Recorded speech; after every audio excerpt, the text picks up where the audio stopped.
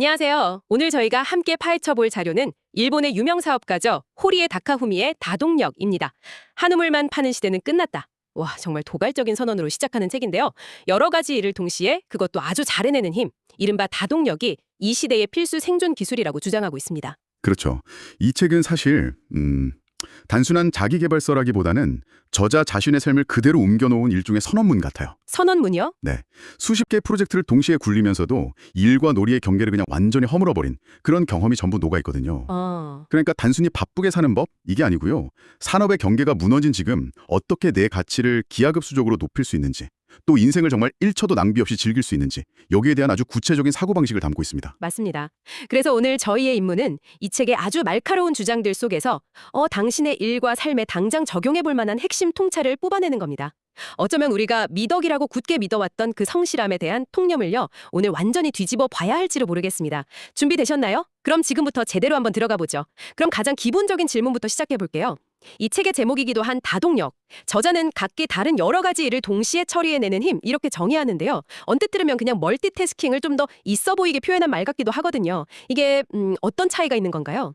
그거 아주 중요한 지적입니다.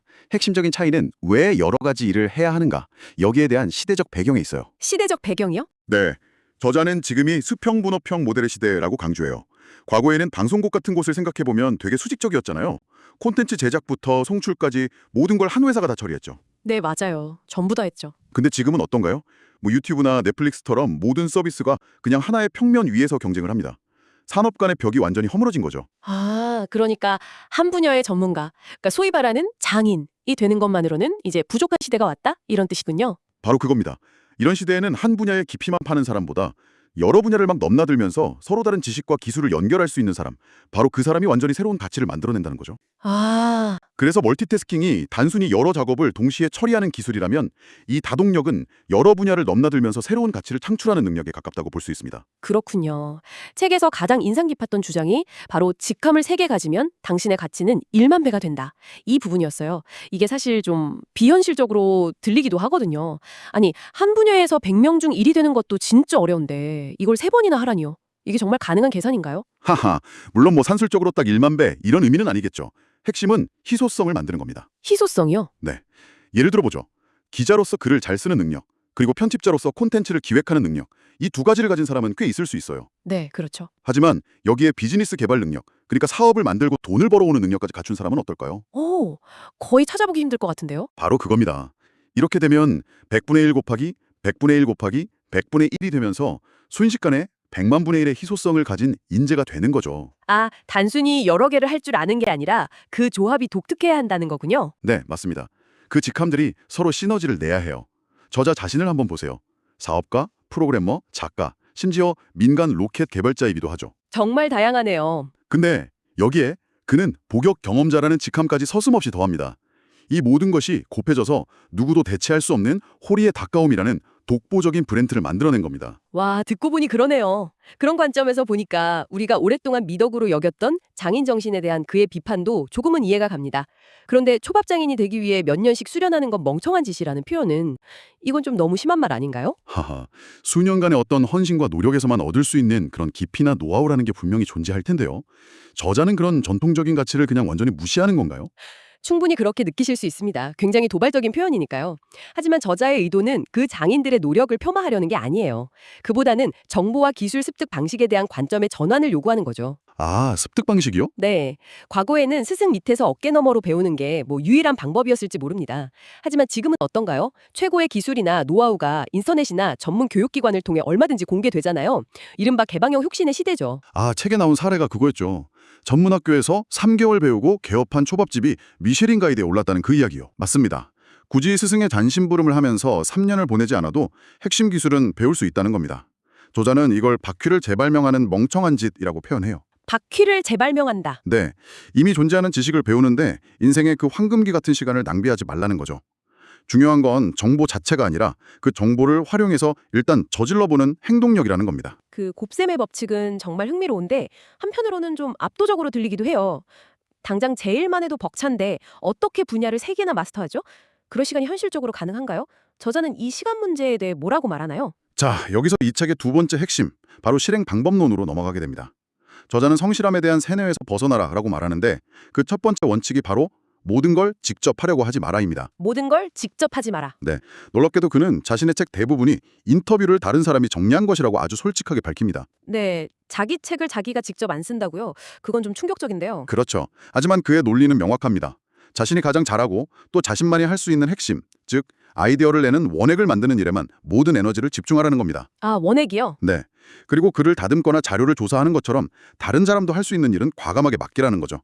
내가 반드시 해야만 하는 일인가? 이걸 끊임없이 질문하는 게 핵심입니다. 아, 그게 완벽주의를 버리라는 조언과도 이어지는군요. 정성껏 만든 수제 도시락보다 공장에서 만든 냉동식품이 더 맛있다. 이 비유가 정말 재밌으면서도 뼈 아팠어요. 하하, 그렇죠. 이게 근데 단순히 대충 하라는 뜻은 아닐 텐데 정확히 어느 정도의 완성도를 목표로 하라는 걸까요? 좋은 질문입니다. 완벽이 아니라 완료를 목표로 삼으라는 의미에 가깝습니다. 완벽이 아니라 완료. 모든 일에 100점을 맞으려고 애쓰다가는 아무것도 끝내지 못한다는 거죠. 리오넬 메시 같은 최고의 축구 선수도 90분 내내 전력으로 뛰지 않잖아요. 아, 그렇죠. 대부분의 시간은 어슬렁거리다가 결정적인 순간에 폭발적인 에너지를 쏟아붓죠. 이 일에도 그런 완급 조절이 필요하다는 겁니다. 80점짜리 결과물이라도 빠르게 내놓고 시장의 반영을 보면서 수정해 나가는 편이 훨씬 효율적이라는 거죠. 그러고 보니 졸속실행이라는 말도 하더군요. 완벽한 준비를 하느라 시간을 보내지 말고 일단 저지르고 달리면서 생각하라는, 이게 말은 쉬운데 사실 가장 어려운 일이기도 하잖아요. 실패가 두려우니까요. 그래서 저자가 호리에몽 축제 사례를 든 겁니다. 개최 불과 2달 전에 기획된 그야말로 완전한 졸속 실행 프로젝트였지만 결과는 대성공이었죠. 2달 만에요? 네, 이걸 이해하기 쉽게 학교 축제에 비유하는데 아주 적절하다고 생각해요. 학교 축제 준비할 때 전문 기획자가 있나요? 없죠. 그냥 학생들이 즉흥적인 아이디어랑 넘치는 열정만으로 부딪히면서 만들어가잖아요. 맞아요. 그런데도 늘 성공적으로 끝나고 무엇보다 즐겁죠. 일도 그렇게 하라는 겁니다. 와, 일을 학교 축제처럼 하라니 생각만 해도 신나네요. 시간 관리 이야기가 나온 김에 전화를 거는 사람과는 일하지 마라. 이 규칙은 정말 극단적인데도 불구하고 너무나 설득력이 있었어요. 저도 모르게 뜨끔하더라고요. 하하. 하는 행위라는 생각은 미처 못 해봤어요. 이게 현실적으로 특히 한국의 조직 문화에서 실천이 가능할까요? 물론 쉽지는 않겠죠. 하지만 저자가 왜 그렇게까지 말하는지 이해할 필요가 있습니다. 전화는 상대방의 의사와 상관없이 시간을 일방적으로 빼앗는 동기식 통신입니다. 동기식 통신? 네. 내가 하던 일의 흐름을 강제로 끊어버리죠. 반면에 이메일이나 메신저는 상대가 편한 시간에 확인하고 답장할 수 있는 비동기식 통신이잖아요. 그렇죠. 저자는 모든 소품을 후자로 전환해서 자투리 시간을 온전히 자신의 통제하에 두라고 말합니다. 나 자신의 시간을 되찾으라는 말이군요. 중요한 회의 중에 스마트폰을 보는 용기를 가지라는 말도 같은 맥락이겠네요. 맞습니다. 상사 눈치 보느라 아무 의미 없는 회의에 앉아서 시간을 죽이는 대신 차라리 그 시간에 내 일을 처리하는 게 모두에게 이득이라는 거죠. 네. 우리는 생각보다 많은 시간을 다른 사람의 시선을 의식하며, 즉 타인의 시간을 살며 낭비하고 있습니다. 그 시간들을 되찾아서 나 자신의 시간으로 채워나가는 것, 그게 바로 다동력의 기본 체력이라고 할 수 있습니다. 알겠습니다. 모든 걸 직접 하지 않고 완벽 대신 완수를 추구하고 타인에게서 내 시간을 되찾는 것, 이런 방법론들을 쭉 따라가다 보면 결국 이 책의 가장 깊은 곳에 있는 철학에 도달하게 되는데요. 솔직히 저는 이 부분이 가장 충격적이었습니다. 인생에 목적 따위는 필요 없다. 아니, 우리는 평생 꿈과 목표를 가지라고 배우며 살았잖아요. 이건 대체 무슨 뜻일까요? 승을 위해 현재를 희생하는 삶의 방식을 정면으로 비판합니다. 예를 들어 30살까지 내 집 마련이라는 목표를 세우면 20대의 모든 즐거움을 저당 잡히고 돈만 모게 되죠. 네, 그랬죠. 그러다 막상 30살에 집을 사면 허무함만 남는 경우가 많습니다. 저자가 말하는 가동력의 진짜 에너지원은 그런 거창한 목표가 아닙니다. 바로 영원한 3살배기처럼 사는 태도입니다. 영원한 3살배기요? 네, 3살짜리 아이를 한번 생각해 보세요. 그 아이는 사회성 발달이라는 목적을 위해서 친구들이랑 노는 게 아니잖아요. 아니죠. 그냥 노는 게 재미있으니까, 눈앞에 장난감이 신기하니까 온몸을 던져서 물도할 뿐이죠. 순수한 호기심이 모든 행동의 동력인 겁니다. 저자는 어른이 되면서 그 순수한 호기심을 잃고 이게 돈이 될까? 남들이 어떻게 볼까? 이걸 계산하는 순간 노화가 시작된다고 말합니다. 그 일화가 떠오르네요. 일론 머스크가 다음에 하고 싶은 일이 계속 떠올라서 너무 흥분한 나머지 셔츠 단추도 제대로 못 잠근다는 그 이야기요. 맞아요. 5년 뒤의 계획 때문이 아니라 지금 당장 가슴 뛰는 일에 완전히 몰입해 있는 상태군요. 정확합니다. 그래서 저자는 지금을 즐기는 것만이 전부다라고 단언합니다. 인맥을 쌓기 위해 억지로 사람을 만나는 게 아니라 그냥 그 사람과 이야기하는 게 즐거워서 만나는 거죠. 돈을 벌기 위해 사업을 하는 게 아니라 그 사업 아이템을 실현하는 과정 자체가 재밌어서 하는 거고요. 그렇게 지금 이 순간의 재미에만 몰두하다 보면 돈이나 인맥 같은 결과는 저절로 따라온다는 겁니다.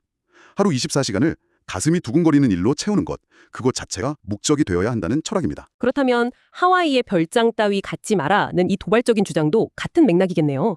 보통 성공의 상징으로 여겨지잖아요. 그런데 그걸 갖지 말라니? 네, 별장을 갖는 순간 매년 여름은 하와이 별장에서 보내야지라는 예측 가능한 미래가 생겨버리죠. 아, 저자는 그런 안정적인 행복보다 내년 여름에는 내가 아프리카에 있을지 남극에 있을지 모르는 그런 예측 불가능한 미지에서 더 큰 즐거움을 찾는 겁니다. 자산이나 자격증도 마찬가지예요. 이미 가진 것을 어떻게든 활용하려고 애쓰다 보면 그게 오히려 새로운 도전에 가로막는 족쇄가 될 수 있다는 거죠. 와, 듣고 보니 모든 주장이 정말 하나의 철학으로 쭉 연결되네요. 모든 것을 버리고 지금 하고 싶은 일을 향해 맨주먹으로 뛰어드는 편이 훨씬 자유롭고 빠르다는 것. 굉장히 대담한 삶의 방식입니다. 오늘은 호리에 타카우미의 다동력을 통해 한 가지 일에 얽매이지 않고 여러 분야를 넘나들며 자신의 가치를 극대화하는 법을 살펴봤습니다. 직함을 곱셈으로 늘려서 대체 불가능한 존재가 되고 완벽이 아닌 완료를 추구하면서 타인의 시선에서 벗어나 나 자신의 시간을 되찾는 구체적인 방법들, 그리고 이 모든 것의 바탕에는 인생의 거창한 목적 따위는 없다는 어쩌면 가장 자유로운 철학이 자리하고 있었습니다. 미래의 목표를 위해서 현재를 희생하는 대신 3살 아이처럼 지금 이 순간 가슴 뛰는 일에 무아지경으로 몰두하는 것. 그것이야말로 무한한 에너지를 내뿜는 다동력의 진짜 핵심인지도 모르겠습니다. 이 책은 그야말로 수많은 일단 해보자 목록으로 가득 차 있습니다. 하지만 책을 읽는 것만으로는 아무것도 변하지 않겠죠. 자, 오늘 이야기를 들으신 당신께 그리고 저 자신에게도 던지고 싶은 마지막 질문입니다. 만약 내일부터 당신의 하루 24시간을 오직 가슴이 두근거리는 일로만 채워야 한다면 가장 먼저 무엇을 그만두시겠습니까? 그리고 무엇을 새로 시작하시겠습니까? 한번 진지하게 생각해 계시죠.